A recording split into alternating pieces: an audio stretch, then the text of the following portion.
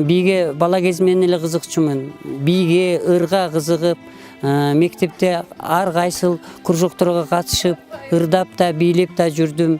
10-классты бүткүчө ыр бийик кружокторуна катышып, алдыңкы сынактарда катышып, сынактарда 1-орунду, 2-орундарды алып жүрчүмүн.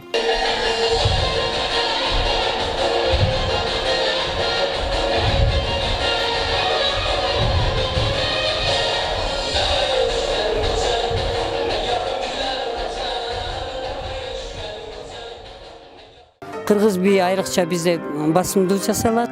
Андан кийин кыргыз бийинен кийин өзбек бийи бар, тажик бийи бар, татар бийи бар, цыган бийи бар, уйгур бийи бар. Эми баягы музыканы карап туруп, ошону тандаганда, музыканы карап, тандап алгандан кийин ошого жараша бийди чыгара беребиз да биз.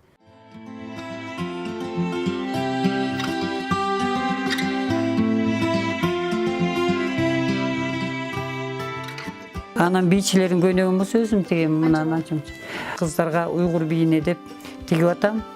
Өзбек бийи менен уйгур бийине кете берет да, бул баш кийимдерчи. Азыр мына 8 кызга тигилип атат ушул.